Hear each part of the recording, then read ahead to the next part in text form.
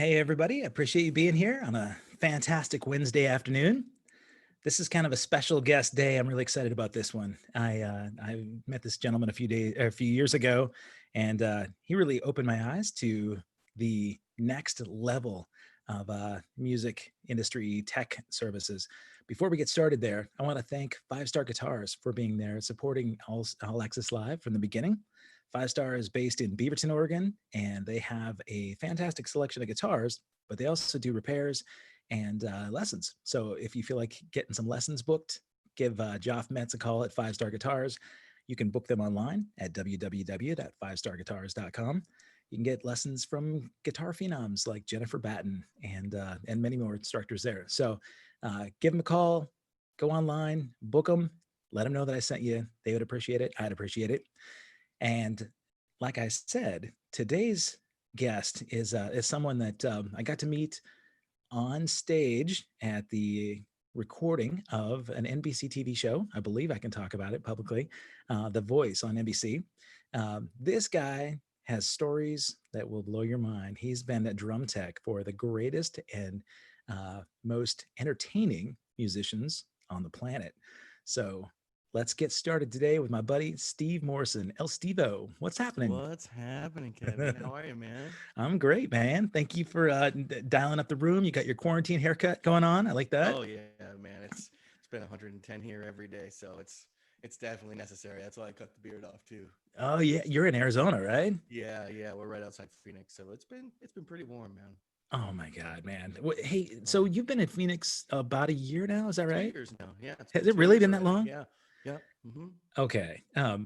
Well, I gotta ask. Are you a you're not a you're a New England native, is that right? Do I That's remember that? correct. Yes, you're right. The only reason I know that is because we've had a little bit of a heckle on the football teams, right? Yes, yes. So what brought you to Arizona from LA? Well, it really came down to, the housing market. It was just really, it was happening. I was like, oh shit, do we get out of here? And it's like, okay, let's go. And the reason we chose Arizona is my wife's mother lives here. So it was just kind of a natural progression. It's like, oh, let's go out there. And we visit out here a lot, and we were going to retire out here. So Okay. it was like, let's just go. Let's try it. And I mean, it was a horribly hard decision because I was still on The Voice. I was still working for Nate. It wasn't like the show was going down. It wasn't like I got fired or anything. It was just like I was bummed that I had to leave my buddy. Yeah. So you still were doing the show when you moved to Yeah. Arizona? Well, no, How? no. I resigned from the show right before I moved. So I finished up Okay. season. Finished up 14 seasons, Oh and my God. then I split. Yeah. So now my dear friend Gravy is taking my place, and he's doing a great job over there taking care of Nate. So All right. So let's back up before that. So you're talking about Nate Morton. You were teching for, and mhm. so prior to that, I know you had some pretty intense bosses in the music industry. Yeah, Um, yeah, yeah. so all right. So you came from New England. You're obviously a wicked metal drummer. I've watched your clips, man. Oh, You're thank you, slamming. thank you. But were you coming to LA to become a musician, or were you actually did you have the drum tech thing in mind when you went out there? I didn't even know drum techs existed when I moved to LA, to be Really? quite honest. Yeah, I mean, I kind of knew that there was roadies and stuff, but I never really gave it a thought. I was already working for Sabian at the time when they actually moved me out to Los Angeles, to the Southern California area, to Okay. start working as a retail marketing specialist. And I would go around to all the point of sales and talk to the guys and all that stuff. And that's how I got out to LA, as they paid for my move. And I was living in Boston at the time, so Okay. yeah, Did you that's go how I through got out there. the formal music education in Boston? The Not at Berkeley. My folks said if I went to a state school, I was from Connecticut, so if All I right. went to a state school, that they would pay for books and sticks and drum kits, and Oh, I was a marimba. I played marimba and vibes, so I had a bunch of mallets I had to buy, all that kind of stuff. So really? All right. So yeah, so that was the reason why they like go to a state school. So I ended up going to Western Connecticut State and had a great education over there in jazz performance and classical percussion as well. See, I didn't mean to dumb you down when I talked about you being a metal drummer. You've obviously got Mm. the sophisticated education. The four mallet marimba stuff and those vibes. I did a little bit of that in college, and it was beyond my strong capabilities. But I applaud you. And you said jazz studies. So were you wanting to be a teacher, or were you wanting to do performance? Well, my mother, who is a teacher or was a teacher, she's retired now. She obviously wanted me to go for music education. So that's what my major was when I started. And then I just realized that I wanted to play, man. You Yeah, know what I mean? I wanted to be yeah, in the industry and nothing. And I applaud every music educator out there because I mean, without them, we'd be absolutely lost, yeah, you man. know. But, for me, it was, I wanted to be in it. So then Yeah. I switched over to classical percussion.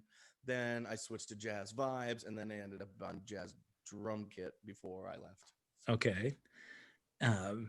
So I'm trying to think of what year, because you're a couple of years younger than me, I think. So what year did you graduate high school?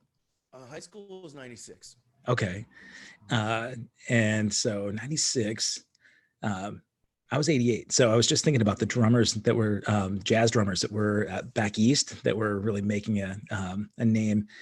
I had this jazz drummer uncle in Chicago, and he was playing around a lot, and he was buddies with Louis Bellson, right? So he hit me, like he'd meet with Louis and send me, CDs and autographed heads and that kind of thing.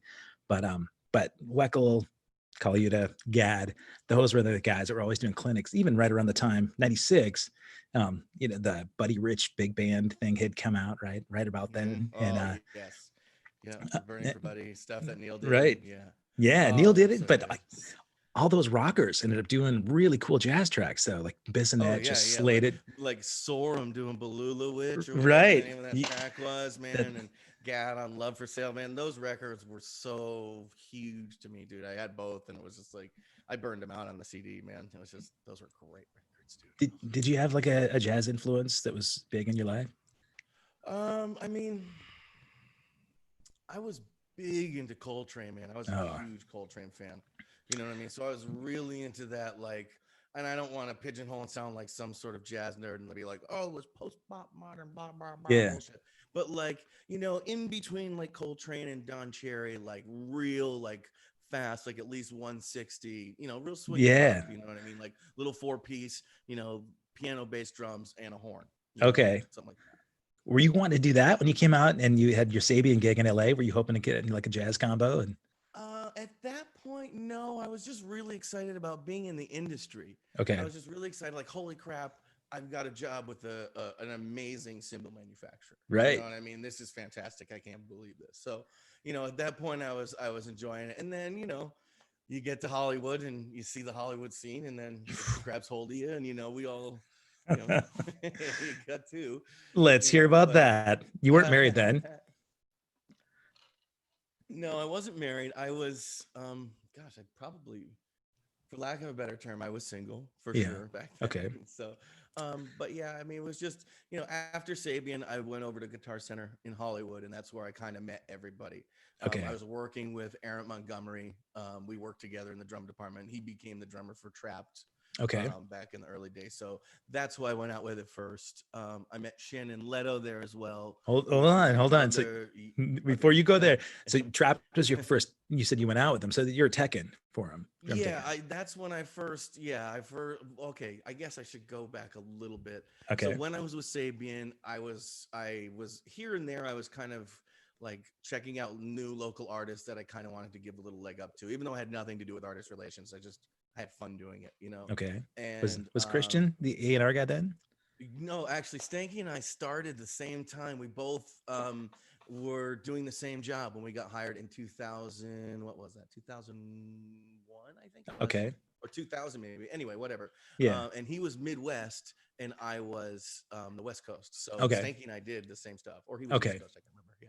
All And right. so Sorry. then I left, and then he went up, and took Bobby's job and all that stuff. So yeah, I love that dude. Oh my god. Yeah, for sure. Okay, so you made these contacts and you're out there and you're working Guitar Center. You made all these connections with people, as you do. When you got to LA and you had this great gig with Sabian, were you thinking this is a career? This is like you're going to be a lifer Sabian guy, or were you actually thinking I'm gonna elevate and move into the music industry performance stuff? I mean, I guess, like, and let me just move my mic real quick so I can look up at the screen a little better. Sorry. You bet. I was, you know, I was into, I was into playing, but I was just embracing the manufacturing thing. It wasn't on my mind at that point. You know what I Okay. mean? It was just, and then the teching, I just kind of fell into the teching thing from the Guitar Center thing. So it never really happened until, and this will come up later in our little timeline here, but it didn't happen until 2008 when I joined Grace and Manners. And that's when I started playing in bands again for probably the next almost 10 years. So, Okay. Around the LA area, were you traveling and doing some touring? I was with Dr. No there, Okay. behind me. I can't say something good about this LP claw. Sorry, DW. This LP claw is not staying.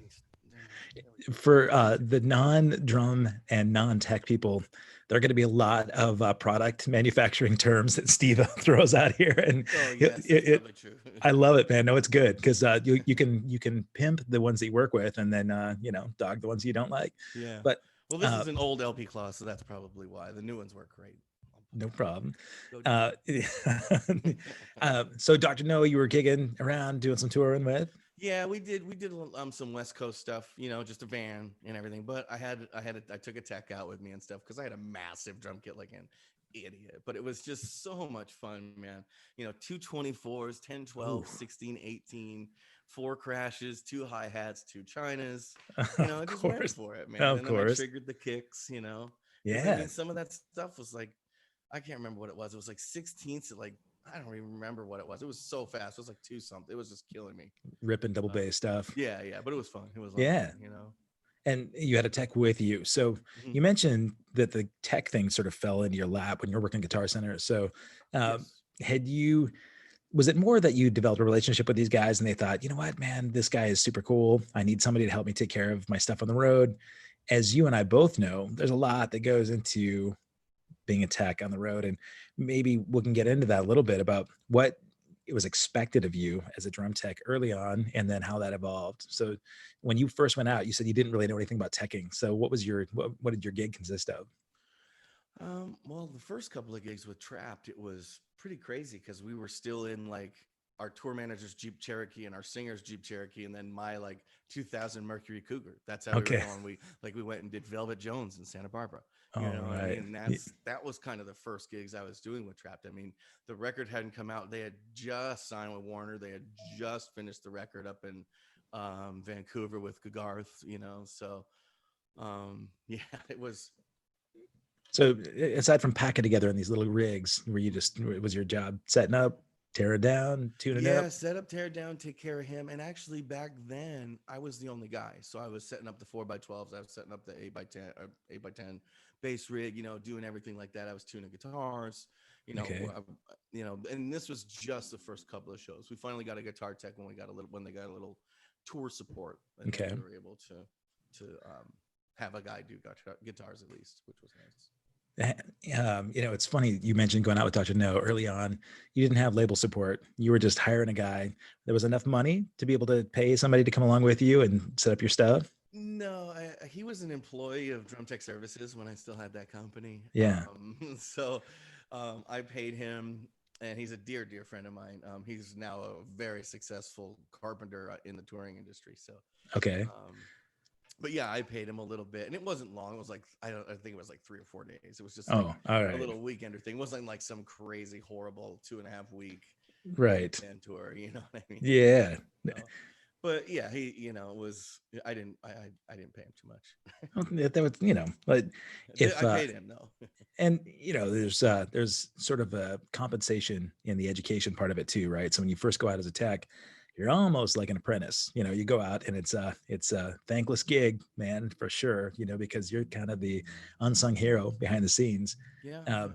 As things evolved, and you talk about bands getting tour support. So in Trapped's case, you're out there and you're the guitar tech, you're the bass tech, you're the drum tech, you're setting up, you're tearing down. I would guess guy breaks a string, you're swapping guitars. As you get sort of more tour support, you can just focus on drums. When bands first get that deal too, and they don't have a ton of support from the manufacturers they're endorsing, So you're not swapping heads on a nightly basis. You're not, having Oh to, no. uh, um, but those requirements also are like you're driving the rigs, right? You're doing the transport in between, and so there's not a lot of sleep, not a lot of pay, but you're learning the rules of the road. And there are maybe some people that are watching this thing that are wanting to be drone techs, right? So they look Yeah. at your current situation and they think, oh man, I gotta be like Steve. I need his gig, right? So and You we can gotta get pay into, those dues, man. yeah. So Yeah, no doubt. let's talk about some of those dues, man. Tell me about those early days when the money wasn't there, the glory wasn't there, and you were just getting your ass kicked. Okay, so this is an easy one. This was Trap's first tour. We were supporting One Side Zero back in '02, I think it was, or whatever. Okay. And we had a van. I think we had a trailer too. Yeah, we did have a trailer because I remember Aaron peeing out the back of the van, and I came back and sprayed him in the face because it hit the. Yeah, I remember that. Amateur move. So yeah, totally, man. I couldn't believe it. And it sprayed all over us. It was Oh, a ride. That was a great ride. So what happened on that tour is I drove the first day, like up over the hill, from into Oxnard and stuff, okay. from the valley, and I almost veered us off the road going over the hill, so I didn't have to. So they kicked me out of driving, so it was Okay. fantastic. So I didn't have to drive the rest of that run. So then let me preface that. So, um, but I remember us barely having hotel rooms. You know what I mean? And it was one hotel room we all shared. I Oof. mean, that was straight up. Or Yeah. maybe there might have been two for all of us, but I don't think so. I Not enough remember beds for everybody vividly. anyway. No, there's no Yeah. way. I remember vividly laying in that little trough that's in a van, that Oh little yeah. trough by the wheel well there, I know it and well.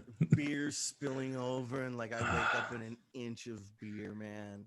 Like Ah, that was a bummer, dude. yeah. It's just like it's those types of things that I remember very well. And they were, I want to say that it was a long time ago that that happened to me, but it wasn't. So I'm not. I um, all right. So those early days, the trap thing. Did you sort of picture that this was going to be something that would elevate and you were going to move on and continue to work your way up with the industry that way, or were you hoping my band is going to get signed to a deal and I'm going to, because that really was about the time that record labels and record deals started to become non-existent or unnecessary. Independent labels were starting to become a little yeah, bit more yeah. prominent. So, um, so with your music education, you're staying in touch with mom and dad back in the East Coast.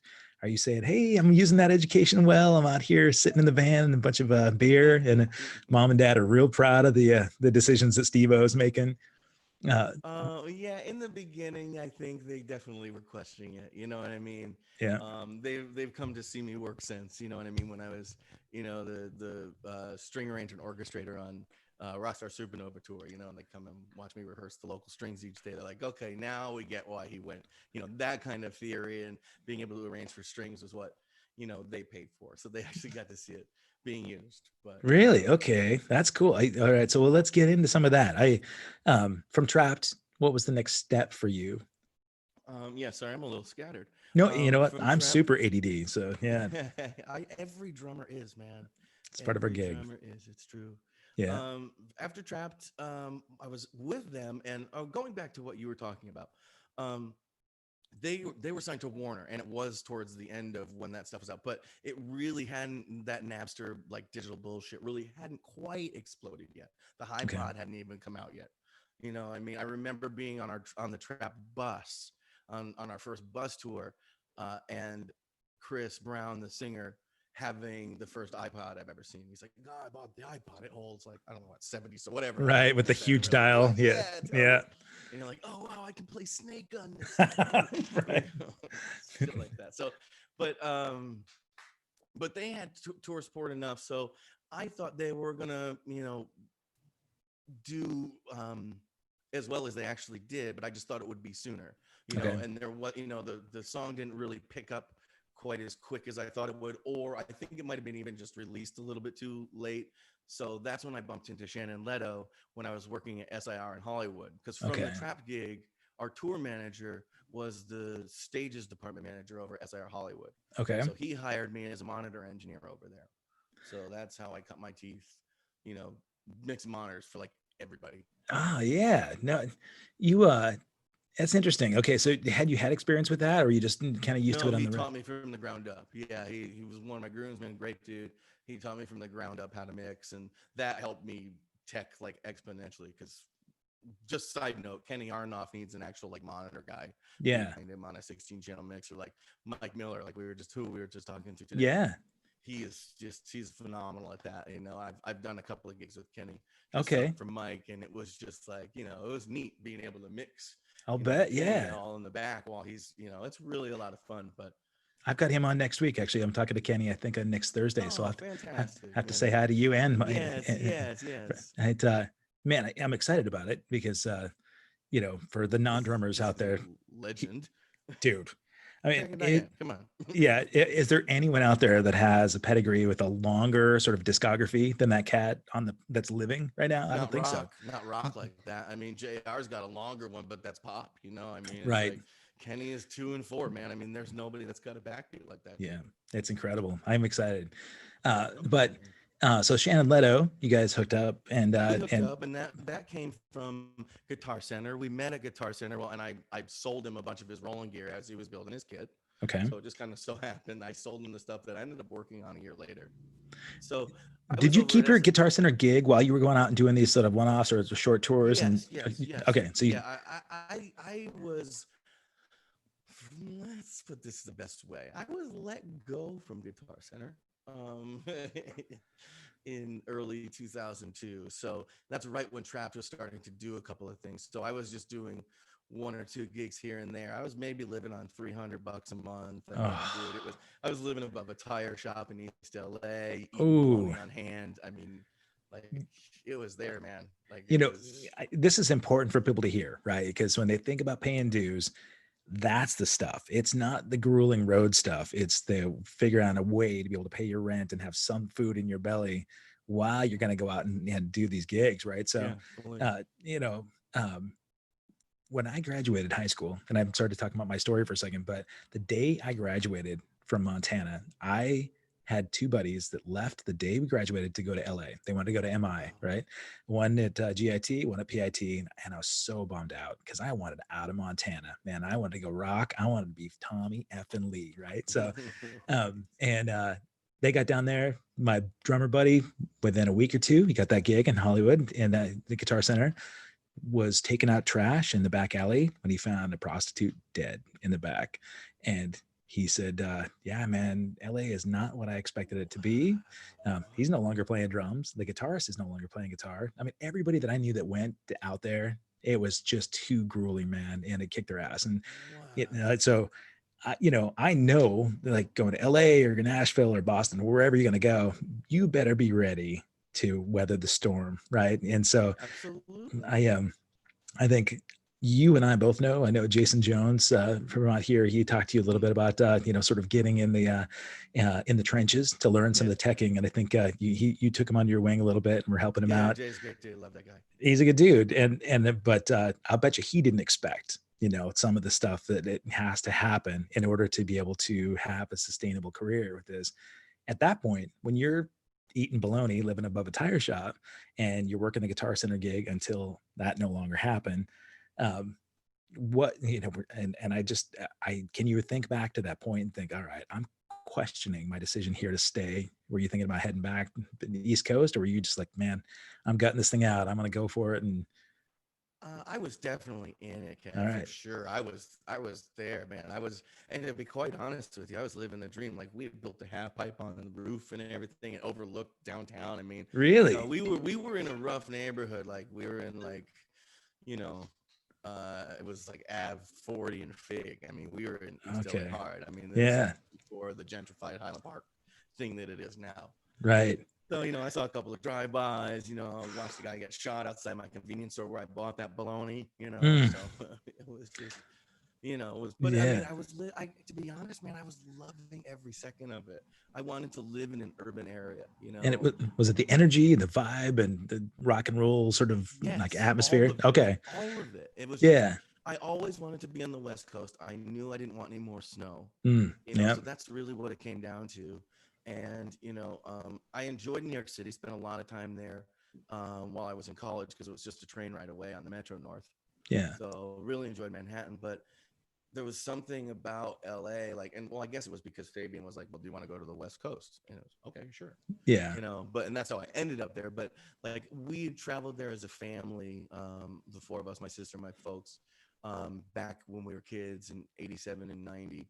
Our aunt and uncle lived out there. So, we would visit them in San Diego. They took us to LA and I was enamored. I was just like, Yeah. okay, this is the spot. So I Palm knew I'd end up trees, being pretty there. And women. I just, yeah, man. It was Yeah. just like, I want to be here, whatever happens. And I guess at that time, I wasn't thinking, hey, I'm going to stick this out. It was just life going by. I wasn't Yeah. seeing it as like, oh, I'm going to make it. It was just like, All shit, right. man, this is going on and this is Cool. real. All right. Yeah.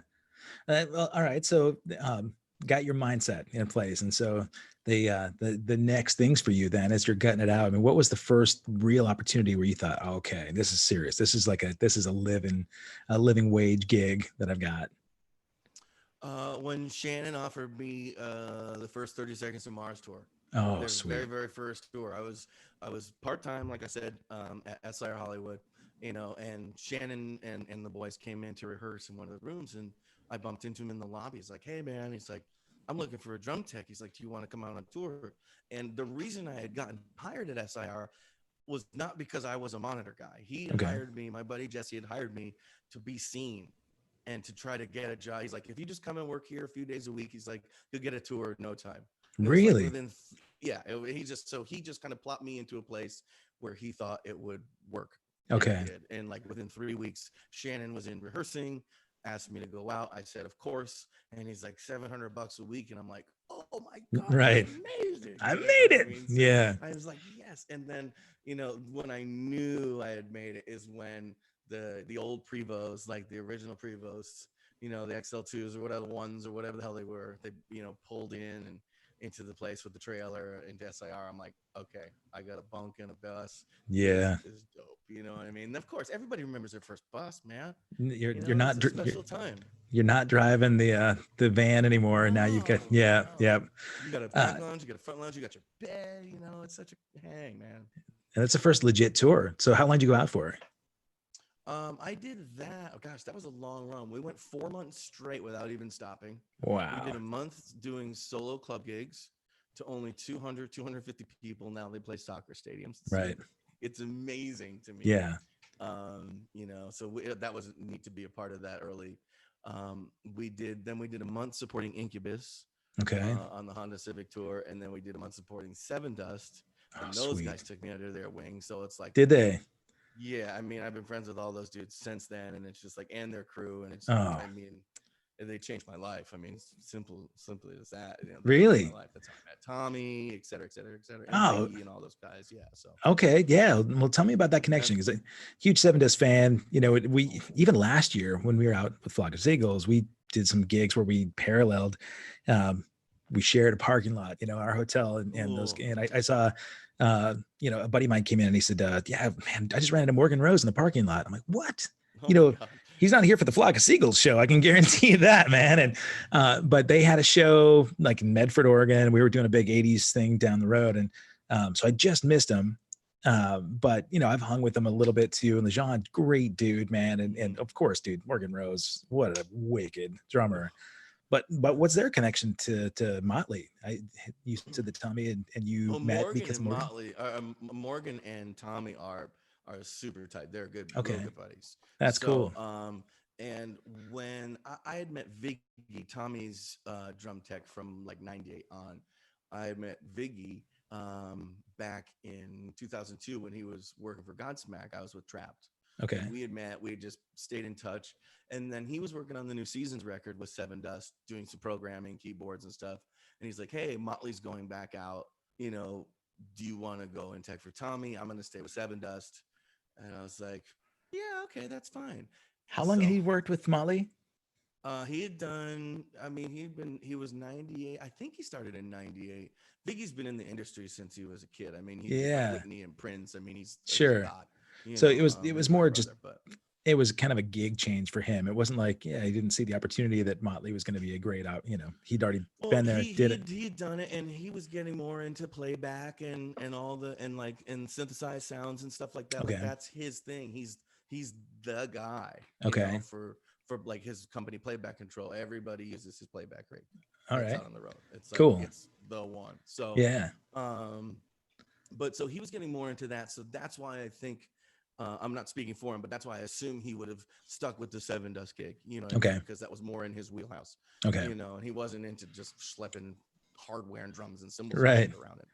And it was probably not a real difficult decision for you to say, yeah, I'll take the Tommy Lee Yeah, gig. I mean, it took a long time to get. I mean, it was a few months, and I was remodeling homes unlicensed with friends of mine, and we were doing illicit substances while we were remodeling home. I mean, dude, it was brutal. I was doing this Yeah. for like a year because there was no tour. Trap's record cycle was over. 30 Seconds to Mars record cycle was over, and I had no work. No one had Right. heard of me at that point. So Okay. it took a couple of months for that Motley gig to come to fruition. A lot of other really good guys were up for the gig, and Viggy just kind of plopped me into it, thankfully. Right And on. that's how I ended up with Tommy, and that was in 2004. I got the call that I finally could do it right before, or that I got it right before Thanksgiving, Okay. and then I had to go to Tommy's house like the day before Thanksgiving to pick up a D Drum 3 module and some triggers because I'd never used a D Drum 3 module. Okay. And we had a show the day after Thanksgiving at the Palladium or whenever it was. It was like we started rehearsals 2 days Okay. after Thanksgiving, and then we had a week and a half before we did that reunion show at the Palladium that brought them all back out. Okay. So that's how it all went down. I had like 24 hours of Thanksgiving one day. I just was sitting there, 2004, just learning the D Drum 3 and just getting ready for this, what ended up being a gig of a lifetime. Yeah, man. You know? It's interesting. So Viggy made the recommendation for you, and it's uncanny how every single time this conversation happens that somebody got the gig just because of the word of mouth, right? It's always what it is. Yeah, but you wouldn't keep a gig unless you're an easy hang, right? I mean, just whether you're playing the gig or you're teching or whatever, if you're a pain in the ass, you're not going to keep the gig, right? So Tommy's not going to keep you around if you're difficult, and nor would Nate or anybody else. I mean, we hit it off pretty quick. I mean, he and I are I mean, we're two peas in a pod. We're pretty identical dudes. Yeah. You know what I mean? So it's like we have a fun time together. I'll bet. Yeah, man. But I mean, Two big kids. That's exactly what it was. And so back then, like, he was single, I was single. We floored it like, we had fun. We had a lot of fun. We bought a lot of fireworks. I mean, there's YouTube videos of us shooting off fireworks with the cops in Tennessee watching us, and it was. Man, stories. There's a bunch of stories that I'd love to tell but cannot. Right. I was thinking, we didn't talk about that before our conversation, but I usually tell people before we get, chatting, if there's something that's off limits. I would imagine there's all sorts of off limit stuff with, your time with Tommy, but it'll be for, the next version of The Dirt when you guys put it out, So it's funny too. I mean, I read that Neil Strauss book a long time ago, and you'd always heard the stories. The book blew my mind, and the movie was fun, but I loved the imagination that was left to the book. I thought, man, I can't even picture late 80s with those guys on the road, but I know it. Did life slow down a little bit for him after those days, or was he still just crazy wild in the early? He wasn't like, I heard those stories firsthand from him and Nikki, Yeah. From him and Sixpack, and when we were on the road in 05, and it was just like baffling. I mean, at that point, Six was completely sober for years. Right. At that point, you know what I mean? So that helps. I mean, he's such a wonderful human. I love that guy. But it was just, Tommy was definitely calmed down from those days. You know what I mean? Okay. Yeah. I probably enabled his more immature side because I was, just like this kid, like, let's go have fun, you know what I mean? Right. It's like, we're both single, so we're hitting the strip clubs all the time, just having fun. God. I mean, they took me out for my birthday. I mean, to a strip club. I remember waking up around I remember waking up in my toilet with pillows around the toilet, and then you lift up the thing and it says happy birthday something something. Oh my My God. nickname was 8 Ball back then, so Okay. happy birthday 8 Ball. And I got wheeled in from the strip club on a luggage cart up to my room. So Oh yeah, so God. those guys definitely knew how to throw parties, you know what I mean? So but that was, that was a good time back in the day. Those guys were fun, but Yeah. you know Well, it's it's different chill fun. now. Yeah, Now everybody's sober, myself included. It's really exciting. You know what I mean? really, right on. It's Yeah. fun. Yeah. So That's a totally different world, isn't it? For me too, man. It's I don't know about for you, but for me, when I decided to get sober, I thought, man, life is going to be so boring. I really thought like the crazy chaos fun part of my life is over. But what I noticed is I can still have a hell of a lot of fun. It's just less damaging. that's it. That's You it. know, and Alcohol is just a horrible, horrible thing, man. I mean, it was, I was just drinking so much. It was just like, oof, you know yeah, what I mean? I had stopped doing drugs a while back, before the drinking thing. But last year, going back out on the road with Bush and Rob Zombie, it was like, all right, let's party. Both yeah. my drum kits rolled into the truck, so I had a 15-minute loadout every night. So it's like, yeah, Oh, be with your time, but drink. yeah, right. So, it just, and then it just got to the point where it affected the job. I missed a load in and it was like, oh, Ooh, okay, that was stupid. You know yeah, what I mean? And you don't do that. You know what I right. mean? It's like, and I want to talk about that because it's like, it's important for guys to know. It's like, you can have one of those. You get one gimme. You know what Yep, I mean? But then it's like, that's it. You that's know what I true. mean? So it's like you will get pigeonholed pretty much for life, if you blow off anything like that. I mean, it's a bad look. So Okay, so you mentioned every gig, and whether it be a tech gig or playing, reputation, word of mouth. I mean, that's where those things come from. But you're right, man. If you screw up and you know that you're the guy, or you know about the guy that misses the gig, misses the load in, is late for sound check, whatever, because he tied one on the night before, you're a liability. oh, there's no question. And that guy, it's interesting, man, because most of the time with the Flock of Seagulls, we're out there with a bunch of bands that had their Haiti from 1980 to 1988, whatever. Hmm. And I would say a vast majority of those guys really appreciates the fact that they're still out there making a great living, doing what we're doing. And if they took that for granted and they tried to relive the moments of what they had in the 80s, man, I mean, it's all thrown away. And Fully. I met Dave Weckl in 87, right after I started playing drums. And I was a full on hair, long hair, rocker. Had never seen Weckl play before. Didn't even know that kind of music existed. I went to Wow. see Chick Corea acoustic band, and I was so floored by his show that I raced backstage and I talked to him. He invited me back to the hotel in the lounge, and we sat and talked for a couple of hours while my dad sat at the table over next to me because he knew I was the starstruck kid, floored by the technical prowess. But Weckl was so cool to me, and he said, "You party?" And I thought he was like asking me, and I said, "No, man, I'm straight. I'd never drank and drugs, anything," because I was playing in bands at that point where the guys in my band were a lot older Hmm. and loaded every night. They're in the 30s and I was 16, 17, and I was like, Right. man, I don't want to be a deadbeat like these dudes. And so Weckl said, it's good, man, because if you did and you continue to do it at my age, that career is gone. There's no way that you can maintain that kind of thing. And he didn't lecture me. It wasn't like a soapbox. He was talking to me as if he really considered my opportunity to play music for a career. And it meant a lot to me, man. And he actually wrote me a letter. I still had this letter where he talked about electronic Wow. percussion and just checking in. I'll never forget it. And that conversation, I made up for it in the partying that I did after. I didn't really drink and party until I had kids, and I had a phase where I figured, all right, I'm going to catch up on this. And so my 30s were really spending, the crazy party time that most people do in their late teens and 20s. But Oh, how funny.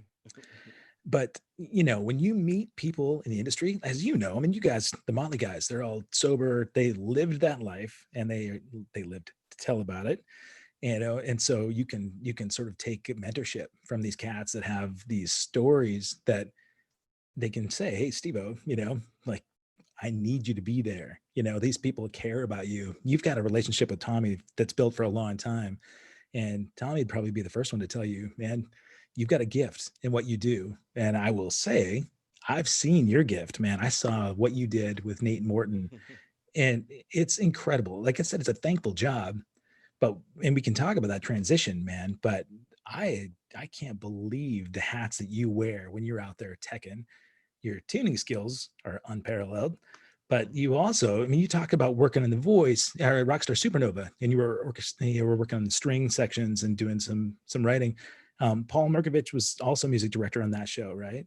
Oh yeah, Paul did all this stuff on the show. I did this tiny little like 16 bar thing that we did in the live for our live tour, which Paul Okay, wasn't a part of. Yeah, I want to give Paul all his props due. Yeah, that sure. he didn't go on the tour with us or anything. We were supposed to have the house band out with us, and then it ended up not being out with us for various reasons, which is kind of a Okay. bummer. So Is that how you and Nate met, like yeah, through Tommy and doing the Rockstar thing? yeah. Because Okay. the way it all worked out is it was a pretty intense time because we were out. We were out on Motley Aerosmith or Aerosmith Motley, obviously, at the time. And we were commuting back and forth from wherever we were playing, taking a private jet back to LA I guess every week, or at least was it every week or twice a week. It was often. I remember being on a jet all the time, That overnight, all the time, that's crazy. It was, I mean, let me tell you, it was, I mean, it's like that was like kind of like the holy shit, what's Yeah, going on here? You know what the I mean? pinnacle. Yeah, I mean, it was really cool, man, But so we were commuting back and forth during the Motley Aerosmith thing, and Tommy would play, he probably played 5 or 6 times during the course of that season. I'd fly out when he needed to play. So Okay. I'd come out. And then John Shazuli, who's a dear friend of mine, who's the guitar tech on The Voice, he was the entire backline tech for Rockstar, for Okay. NXS and Supernova, both seasons. Wow, Okay, for 'cause most everything? of it, for everything. Oh my Paul, God. Rafael Moreira, who else was on it? Jim, shit, I forget Jim's last name. Yeah, Jim was on it, Jim and then Gorman, yeah, McGorman. Jim. Thank you. Yes, Yeah, of course. Josh, I feel terrible. And Jim was on it, and then Nate as well, and Sasha. yeah, right. So that's what happened. So, and John, is a guitarist and guitar tech, phenomenal guitar tech by trade. So he would take care of Nate when necessary.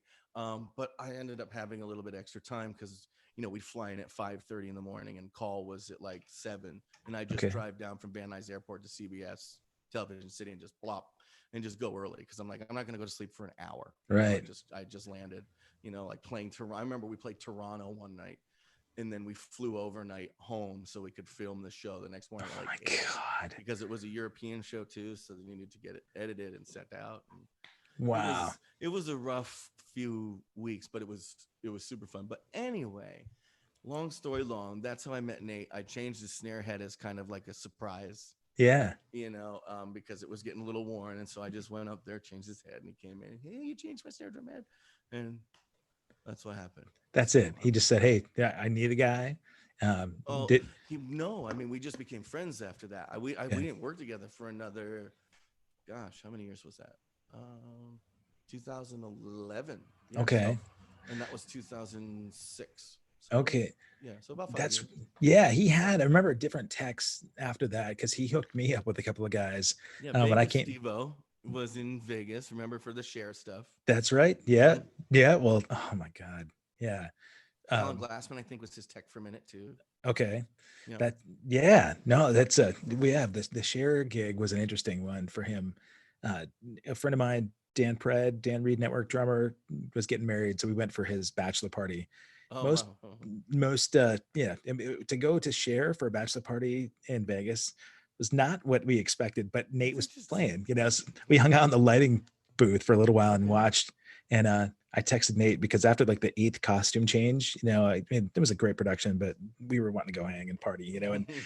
I texted Nate and I go, "Hey man, she's like on 25 minutes of this monologue at the beginning. So we're gonna jet." And he goes, "Oh yeah, she's almost done." And I'm like, "Wait, this is an every night thing?" And he said, "Dude, it's Vegas. It's the show." But he's texting me from the stage and I could see the little light, he had Oh yeah. the little panel back behind his kid.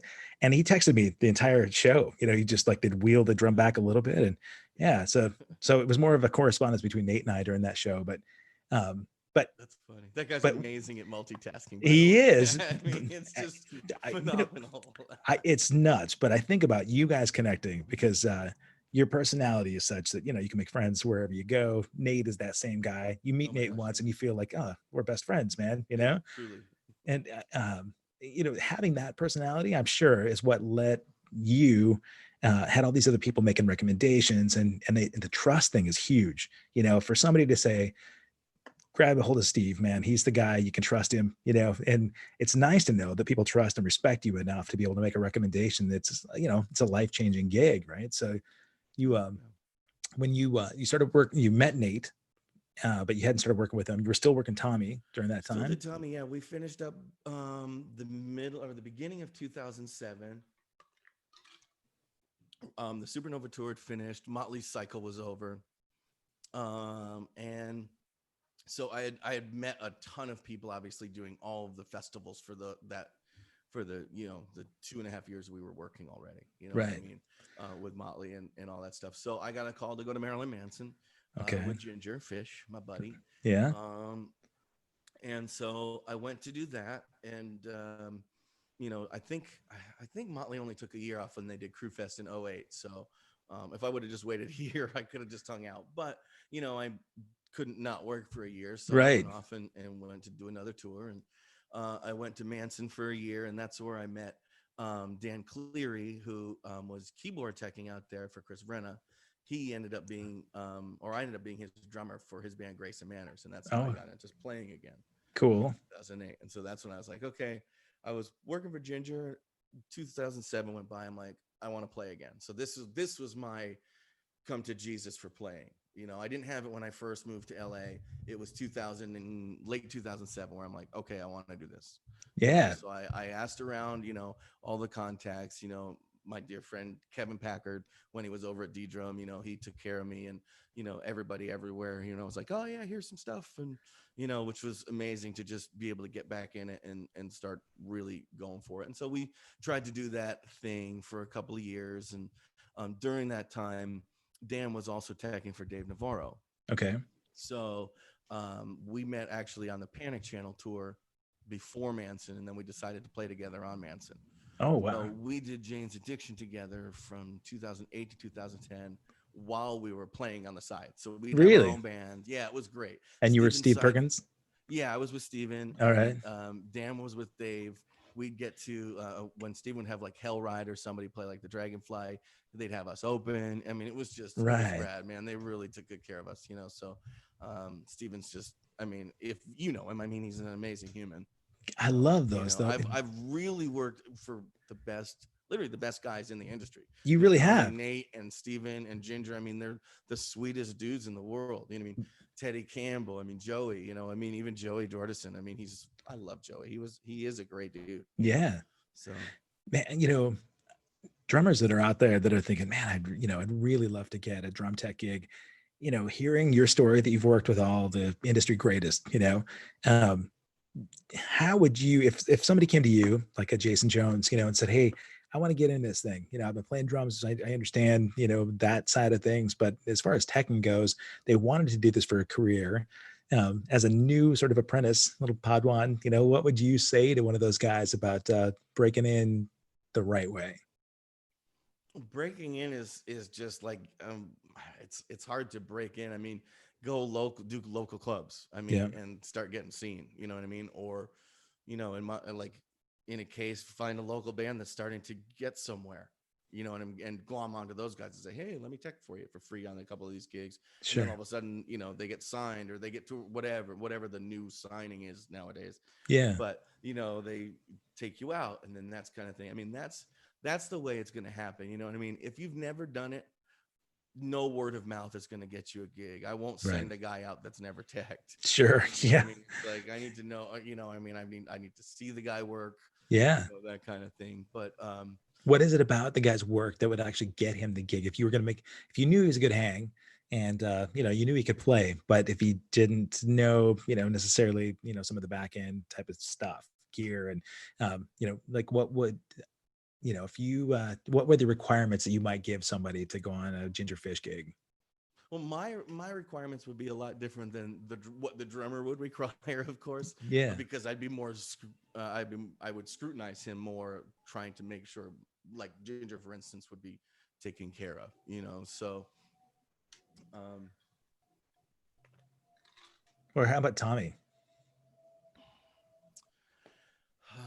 I mean, it's all about the hang. I mean, Yeah. and that's with Ginger, that's with Steven, that's with every single guy. I remember Nate said to me once, we were walking outside Henson, um, and we were trying out a different studio tech just to try to get some different tom sounds. The engineer producer, we're trying a buddy of mine out, Mike Fasano. I think it was Mike, Mike or Fasano? Yeah. I think it was Mike, or it was John Nicholson, one of the two most amazing studio guys in LA. You know what I Yeah. mean? It's like, Yeah. um, but I remember Nate saying to me, he's like, I don't care if you tune my drums like tin cans, I'd never get rid of you. That's So awesome. that's a statement that really that's stuck with me, and makes you think about the tech industry. Like, you're a golf caddy, you're his caddy. You want to take him and put him on the green, put that ball in the cup. You know what I Nice. mean? That ball in the cup is 30,000 people going bonkers at the end of the night. Right. You know what I mean? So that's the key, and that's what I tell people. It's like, you're his golf caddy. Don't be a yes guy to him. Yeah. Like, if he boned to Phil, give him a cute little smirk. You know what Yeah. I mean? Like, hey, I noticed you boned that, Phil. And then Yeah. it's fun, and then it just becomes an energy. It's like, all of the guys I've worked for we always interact during the show. A lot of guys, a lot of my tech friends, I think it's the same. They'd say the same. Okay. We interact during the show. We Sure. enjoy each other. We have fun. There's moments, that we always look at each other and sing parts to each other, or just stupid shit. You know what I Yeah. mean? There, like, even like on Motley, when to light Tommy's cigarette and bring it up and put it in his Nice. mouth, stuff like that. You know what I mean? It's like, Yeah. there's just interaction, and it's just, you want to make him just be like, oh, my dude's back there, I'm Right. good. I don't care what happens. This thing could fall apart around me, and I'm good because he's back there. Yeah. No, Like, that's huge, man. that's it, man. Yeah. I love the caddy analogy. You talked about interacting during the show. It's funny. So Glenn Sobel and I were talking about when Tommy's, his wrists were jacked, and Glenn had to fill in for those gigs. And he said, it was great, man. Tommy would sit with his cans on at the monitor board and talk back to me and say, oh, hey, this is where it's going to get hot. Hang on. And the pyro, back behind him, or, So he'd say, he'd just give him cues like, check it out, man. The click is going to slow way down on live wire in this part so that you can really pull back on Vince. And I thought, if you didn't expect it, that would totally trip me up, but the fact that Tommy's back there kind of just like Jeff coming from somebody like that. Yeah, man, that's awesome. Yeah. So the hangs that we had, off stage, it was great to see what you were doing with the voice, and you led that. You and Nate hit it off first, and Nate said, man, I got to work with you. The personality part, the connection that you guys made first is what opened the door, and the fact that you actually knew your stuff. Were you building drums by that point too?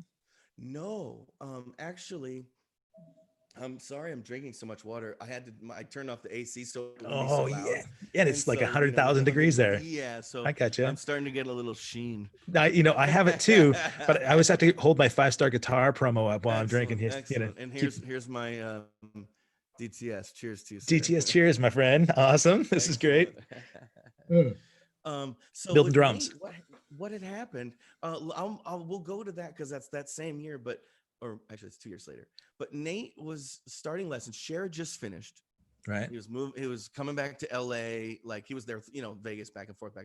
Right. And he's like, hey man, I'm starting, I want to build my teaching stable up again. You want to take lessons? I'm like, well, yes. Hello. Of course I do. And so a couple weeks go by, we had already set our appointments and stuff. And then I get a call or a text, whatever. And he's like, hey, do you want to come tech? He's like, we just got this TV show called The Voice.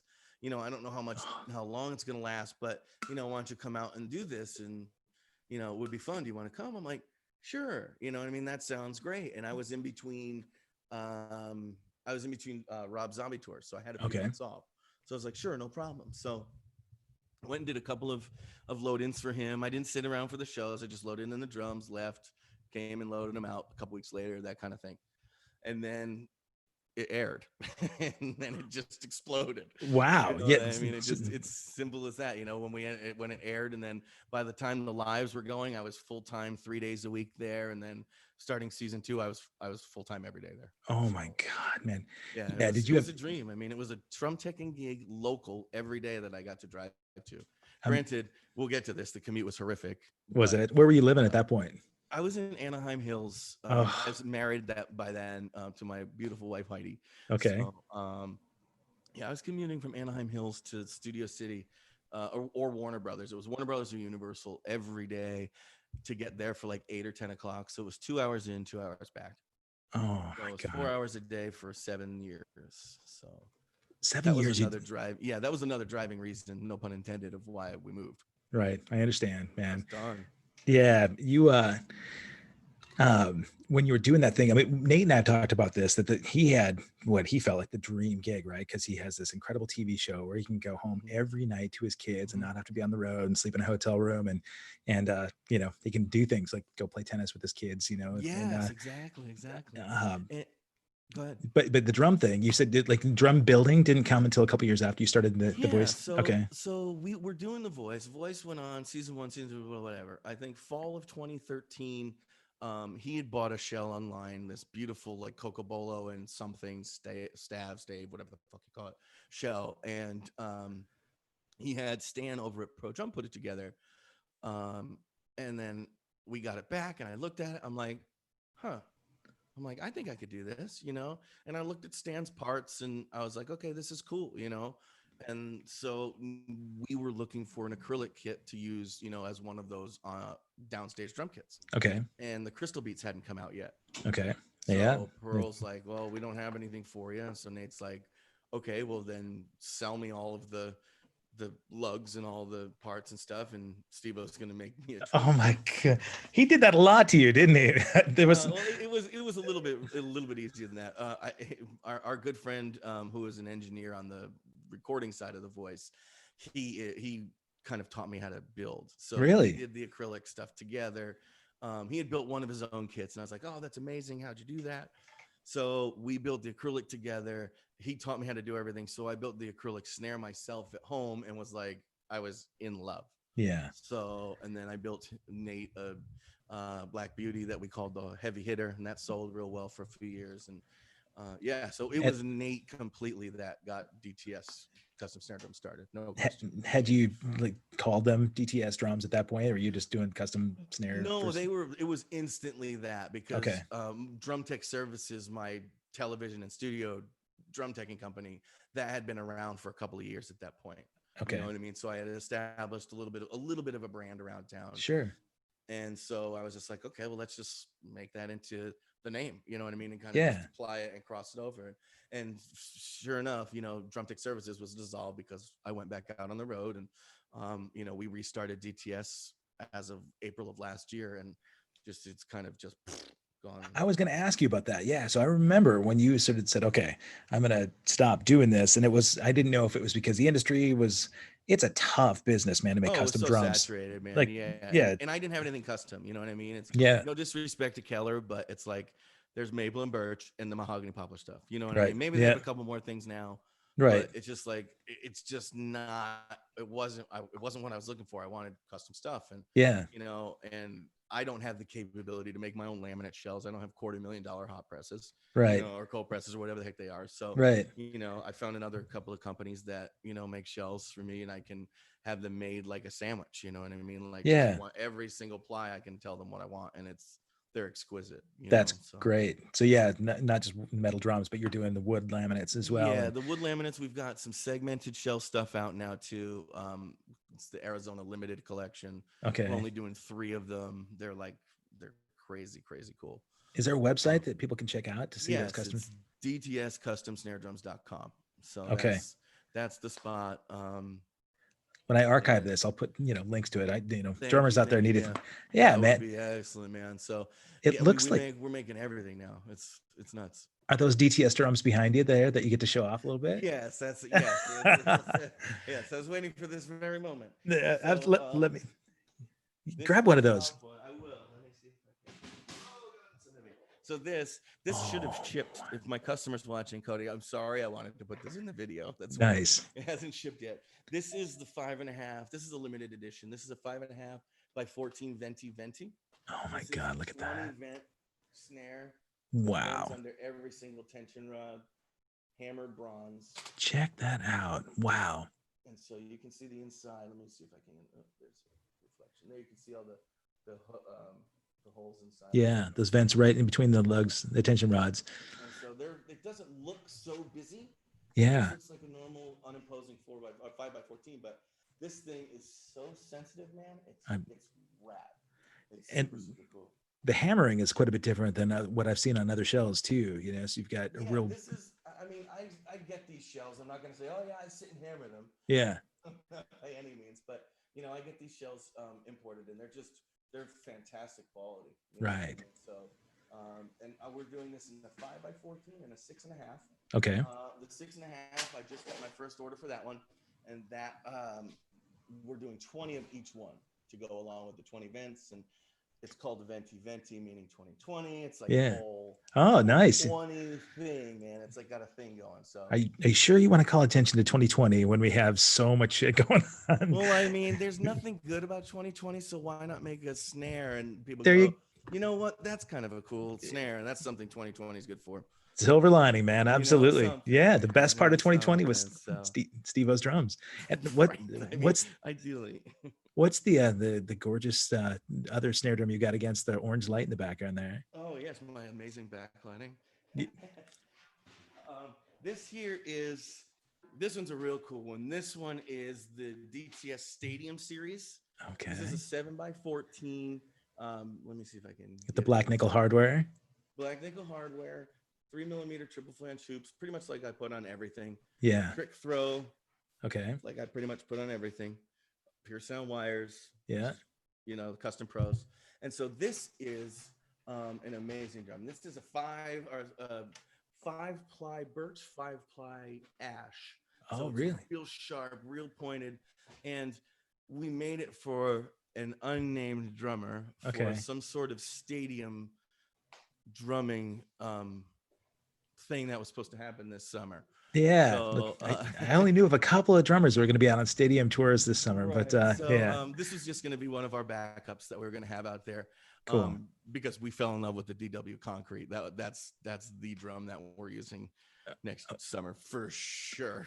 What is the Concrete? I hadn't even heard of this drum. The DW Concrete, I don't know quite how they do it, if it's impregnated with some sort of resin to make it all stick in that shape. I don't know anything about it. Those guys are brilliant over there. I can't stress how much I love every single person at DW. They're but yeah, this thing is just, we used it on the webinar we did for Modern Drummer with Dave Frangione a couple weeks ago.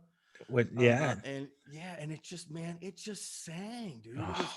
It was like, it's hard to explain because it wasn't wood and it's not metal. It was like this thunk. Wow. Does that make sense? It was like this thunk. I'll tell you after watching that. So I caught about the first 20 minutes of that webinar before I had to go do my own podcast thing. But I saw you in the background of the console, which is really cool. God. Yeah. Mr. Director. It was great, man. Now I could see you. I thought it would be fun to be a fly on the wall in that room. Tommy was killing it when they had him go in there and play Feel Good with no other accompanying instruments. Dude, you could hear every ghost stroke, and because I never hear that song with isolated drums. Of course. And it was such a the groove itself is already iconic. It's a badass. It's a modern day Fool in the Rain kind of badass groove, right? Yeah, man. But with the ghost strokes in there, it was a totally different vibe. You could hear the kick drum kind of breathing in there. Even the sound, the kicks were triggered in there, but acoustic snare for sure. And you could hear just the breathing in the snare drum, which that kick was acoustic, believe it or not. It really was. Triggers on that entire kit, except for those pads. We actually pulled the triggers off of all the drums because we're like, they sound good. Let's just use them acoustic. That's cool. So, yeah. Because we hadn't built the Motley rig, and that's what we were going to discuss on that All Access Hits. You know what I mean? Is talk about the hybrid rig. But at that point, we hadn't really decided on what rig we're using because the tour had been postponed. So we've got a whole other year to come up with whatever crazy stuff whoever's got out there. You know what I mean? So that's yeah. That's So it was man. acoustic kick, man. That drum kit that we got from DW, it was brand new that week. I opened it brand new out of cardboard boxes like 2 days earlier. Wow. We tracked a Post Malone song as well that week. Okay. I don't. Maybe I shouldn't have said that out loud. I didn't hear it. Um, Didn't hear a you know, thing. no, it is. There's a. It should be pretty cool when it does come out. But we tracked that on there as well. But it's 26, 10, 14, 16, 18. Collector's Maple, and it's Oh, 12 by 14, 16 by 16, 16 by 18, okay. 16 by 26. And bro, Oh, wow. I mean, these drums might even be some of the best stuff DW's even put out. wow. There's something, I don't know if the timbre matching that John does was just incredibly spot on that day, but we literally got a chord out of the drums. So it's like, I completely agree when like hearing Feel Good, I Yeah. switched over completely from Steve Morrison drum tech for Tommy Lee to holy shit, that's Tommy Lee playing Dr. Feelgood right in front of me. That really, F. I You love know what that I mean? that Like still it just happens to boom. you. Oh my Yeah. God. Well, that's an iconic groove, man. And Yeah. for him to just jam it, and for everybody, I mean, I've gotten to watch that groove from 4 feet away hundreds and hundreds of times. I Yeah. know all the nuances of those ghost strokes, Yeah. but I've never gotten to hear him play it like that either. I never got to Wow. hear it isolated. So to hear it and just go, and everybody in the room was just like, there wasn't many of us. There was like 3 of us, and we were just Yeah. like, this is rad. You know That's, what I mean? yeah, It's like, that's cool, man. I mean, yeah, God, it's Tommy Lee, man. What the heck, such a swagger, really, Yeah. man. Oh, that groove, dude. Oh, There was no click. There was no nothing. That dude yeah. just dropped it, and Yeah. it literally sounded like the record. Yeah, You it did. know? But even cooler, man, because there wasn't anything sort of affecting what was happening to, like you could hear everything. And Yeah. That hearing was the, in part to our amazing engineer at Atrium Studios, Smiley Sean. He does all of Tommy's engineering. That's why his drums sound the way they okay. do. Yeah. What a good crew, man. I mean, it's neat that Tommy has reinvented himself a whole bunch of times too, and Mhm. because you kind of have to, but his creative side, he the Methods of Mayhem stuff, and when he really started working with hip hop artists Mhm. it's got to be fun for you to get to work in these different environments, right? And coming from a jazz sort of education to Mhm. being a metal drummer, and then working with this like all-time historic rock and roller, mixing with hip hop and everything in between. You've gotten really, I would imagine, pretty accomplished with electronics and triggers as well. Yeah, I am. I mean, with the Tommy stuff, I don't have to worry about that too much because Viggy is in charge of all things electronics when we're Okay. out on Motley, which Okay. is awesome because there's nobody better to do it in the world. Yeah. So, we got Vig for that stuff. For the webinar, we use what we had at the house, and Okay. we will be putting up, we will be doing some new electronic stuff here in a little bit, but that'll be posted whenever Sure. that gets posted. You've, So, you've got a year, yeah, so exactly. So for the electronic stuff, I mean, I've been pretty versed in it for a while. I mean, I was the electronic drum specialist at the GC in Hollywood back in 2001. Like I dove into the V drums when they came out. okay. I was like, this shit is rad. Yeah. Um, So you got to use that a lot more with Nate, probably. Oh my gosh. Yeah. Once the voice started, like we started with just SPD whatever, and then he got the deal, and we were able to, incorporate, once Roland started their artist relations department, Yeah. we were able to incorporate full-size V drum kits into the sides of each of his drum kits. Right. You know what I mean? And it was just like, okay, how else can we implement stuff? Well, what if we trigger stuff just for one song? What if we trigger the lighting for the guys? Just coming up with all sorts of kind of, crazy ideas. So I've always been into it. I'm waiting patiently for a TD15 or TD17 KVX. They're out of stock until August, but I'm very excited to, purchase one of those guys and, get back into, jamming a little bit, man. Seems like everything Roland has kind of been back ordered. Everybody decided to be ordering stuff while the pandemic hit. It's COVID, man. I mean, stuff wasn't being made over there for a while. One of my snare drums is sold out. The shell sold out because Taiwan stopped making them for a couple of months. You Right. know what I mean? Yeah. So and we'll get it back in September. You know what I mean? The whole industry's feeling it. And now, everybody that's, that deals with slow boat goods from overseas, Right. now is really when we're starting to feel it, because production stopped, March, April, whatever. Right. Or for them, February, March, April. And now we're feeling it because this is when the boats would be here. Yeah. So, as a manufacturer, it's kind of like, oh, okay, Yeah. but you just roll with it. And then people are understanding, and they just wait till September to get their drum. Yeah. Well, it's not like they're going to be out gigging anyway, right? Sadly, that's true. You know I what I know. mean? Yeah. I only laugh because I don't want to cry, but It's true. I mean, that's it, man. I mean, and yeah. it's just so crazy. We're all in the same boat. It's not like, Ah, oh my gosh, 2 tours got canceled because of blah, blah, blah. right. It's Yeah. because we're all used to having our friends go, oh man, like Ozzy tour got canceled. Man, all my friends are Right. not having a job for the summer. Yeah. Or like when I thought we were still going out and Bush got canceled in Australia for April. And I was like, oh, those poor guys, Right. but now But it's everybody. everybody. It's It, just it like, almost makes it easier, doesn't it? kind of, It, bro. it? I know. I mean, I hate to say it, but for me, it feels like anybody that I talk to in the industry, when you know, the running joke is like, hey man, so you going out, this month? No, nobody's going out. But you yeah, I kind of feel like we're all at the same starting line or the same, playing field. And I it's weird. And I think for me, I need to be able to play to kind of just, keep myself out of trouble. And so this is really what the podcast has sort of come from, right? Is that I've been able to at least connect with my friends and catch up Totally, with yeah. them and find out what's going on with them. And, it's almost like being, when you're on tour and you're hanging with all your homies backstage, and it's kind of like a reunion. This is my reunion time, so this is Dude, me I and you. dig that, and I feel that. You know what I mean? This is a good hang. You know what I mean? It's a neat environment. You know what I mean? This Zoom stuff and all these meetings have been like really kind of cool. And what you're doing is rad. I love seeing them. It's I appreciate it, positivity, man. man. You know what I I mean? It's positivity, bro. That's we have God. I don't we, want to go there like we said we wouldn't. no, But but we God have to damn, it's have it. positivity, and I love that, man. So thank you for Oh, doing this for all of us. I'm loving it too, man. I really, for me, it's selfish, but you got to know me a little bit to know I'm a hugger, bro. And Yeah. we've had some just amazing times, man. Magic Mountain was one of the most fun hangs. Like It you, was me, and Nate and Tasha. I that was a good time, yeah. We made you sick as hell, bro. Yeah, Man, you know what? All I was is I should have eaten something before we went yeah. on that. Whatever that was. Was it Joker or The something? Like Batman. first thing in the morning, dude. Yep. Like, Yeah. No. that was another day. I had already been up for 3 hours trying to get up there. Oh God. Magic Yeah. Mountain. I mean, Nate's 20 miles farther than the studio was. He's Right. up in Valencia. Yeah. So it's like, golly, dude. I mean, that's 2.5, 2:45 in rush hour.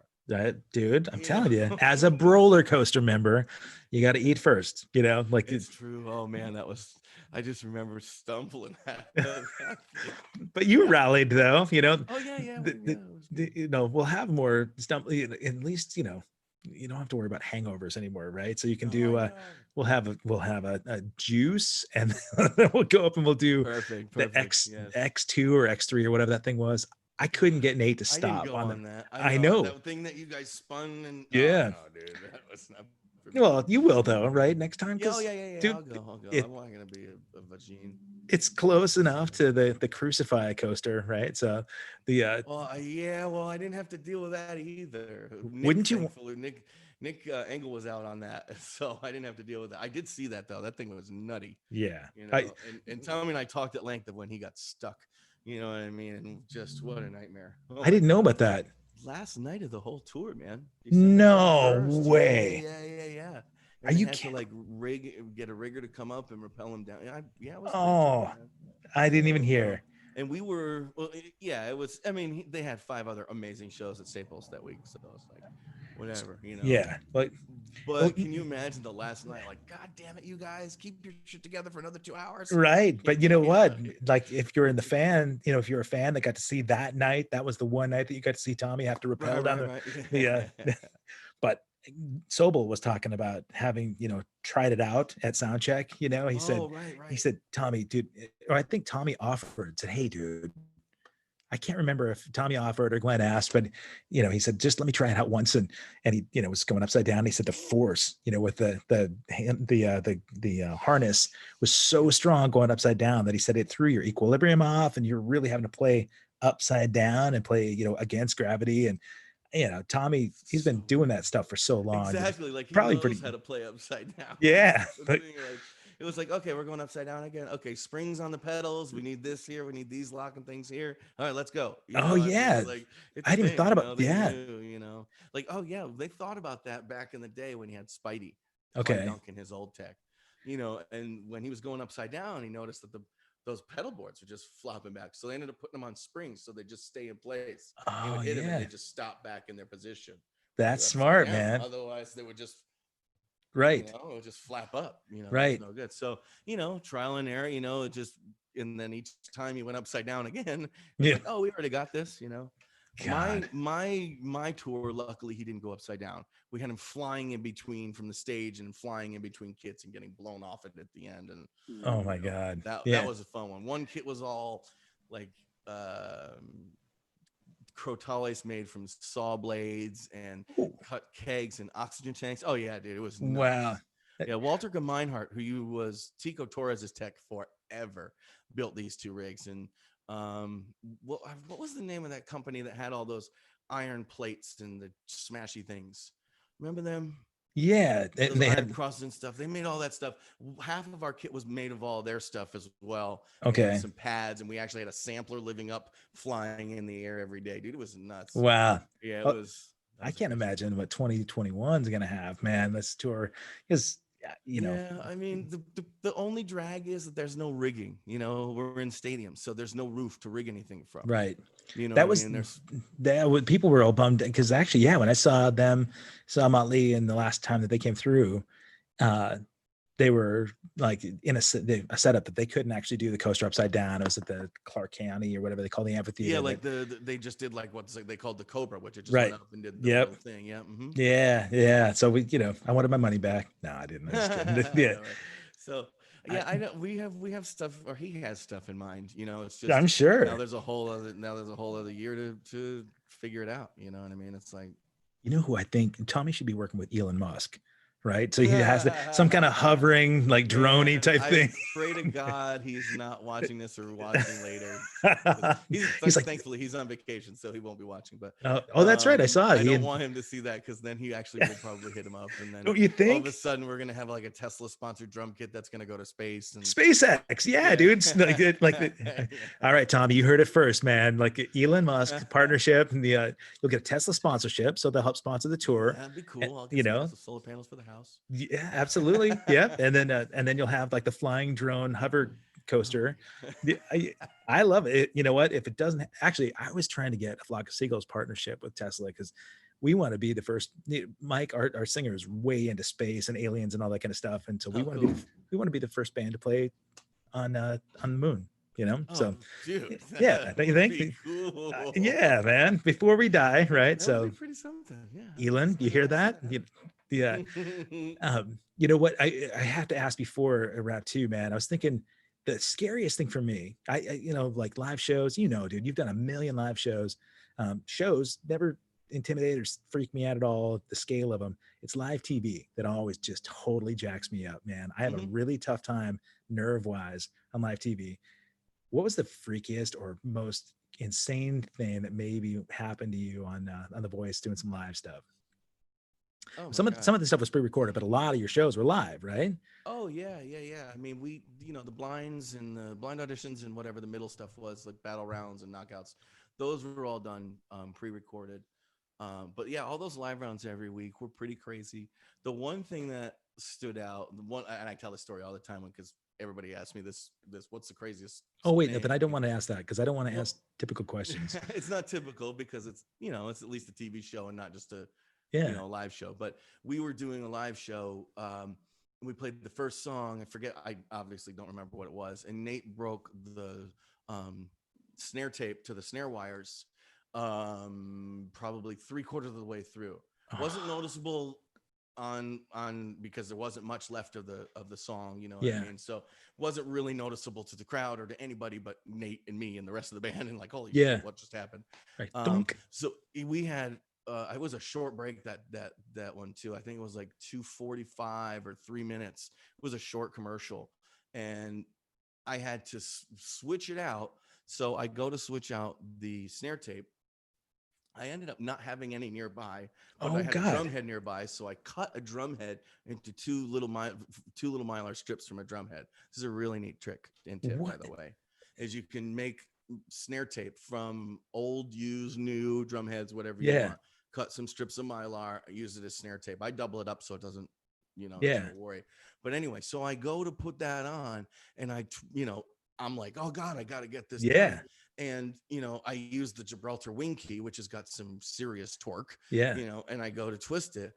What happens? Boom, I just completely stripped it. Oh my And we're God. a minute and a half in to this commercial break. I got a minute and a half left, and I just stripped out this thing.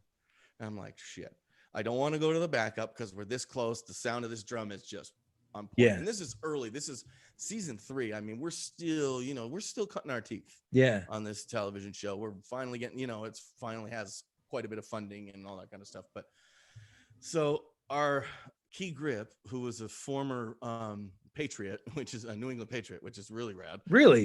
Yeah, he was. He actually played for the team? I don't think he actually played. He was on whatever they call, like not a red. Is it a red shirt? The guys that practice with them and stuff and are on the bench and all that. He wasn't the guy that was like running the cameras back, like showing recording other teams' practices. No, he wasn't that guy. Sorry. No, him and Brewski were roommates and everything. But anyway, this guy's. I had to preface it with that because he's monstrous, huge dude, And so he comes up, and I tell him I show him the size, and he runs up with these. I don't know. They were probably like M6 or M7 Allen key screws. Okay. And I'm like, okay, cool. And it was a little bit thicker thread than what was in this pearl throw off. And so he just comes over and jams it in, manhandles it, and taps it himself. Oh my God! God. Hand, oh my God. Taps it with this bigger screw, and he goes, "Okay, here you go." And I had like 25 seconds still to tighten it, get it all nice, and drop it back on the stand. Dude. But that was in 3 minutes, dude. And that goes to show you the people that are a part of everything. It's like every department helped everybody. It's like, oh yeah, get him up here. Let's go. It was rad. That was a cool one. You said that you didn't cut to the backup snare just because the snare was sounding really good before it broke. And I knew we could do it. It was 3 minutes. You know what I mean? It was 3 minutes in TV is like an eternity. You know what I mean? It's like when we had 8 or 10 second packages to get Nate out onto the downstage drum kit. That's when I trip out because our handshake would take 25 seconds. On its own. Right. God, man. It's like that. It was just 3 minutes. It's like, okay, we got time. Let's do it. Whatever. Man. But it was fun. I mean, going live, I never got nervous. It was like, oh, it's 16 million people or 12 million people as whatever the ratings went. But I never got nervous. Live shows, I still get nervous. Really? Yeah. Well, I mean, I guess you do them enough times, right? And that's just what it takes. That's it. Yeah. Yeah. I think we've got probably a good 10 months, to have you guys plan out the next tour and get things ready for Tommy. So what I'd love is that we have the Steve Morrison Part 2 segment come in when you've got the tour baked. There's no more surprise about what kind of coaster scenario Tommy has. And, you've got your DTS company, completely exhausted with new manufacturing. And yes. I would love it. I just, man, it's really great to see you out there working. I love the fact that the drums are slamming for you again. We'll make sure that we get an advertisement to the DTS customsnaredrums.com. Thank you. Absolutely. If anybody else has an interest in those drums, we'll make sure that we get a link to it on the archive at the YouTube channel, and hit Steve Morrison up on Facebook, man. This guy, he's a bundle of positivity. I'm really proud of you, man. I really am. Thanks, Kevin. I'm grateful to stay connected, and man, have a blast when this COVID thing clears up, man. I can't wait to hear about more more stories between you two big kids, you know? Yeah, we're gonna have a fun time, man. It'll be good. It's just we can all get through this thing together, man. We can, get back out there. Everybody gets That- playing again. That's you know? it. I got a bunch of your compadres. Like I said, I got Kenny Aronoff coming up this next week. Awesome. Tommy's sister's on this weekend. Cool. I've got Mark Schulman coming up on Friday. Oh yes, Mark. Love that dude too.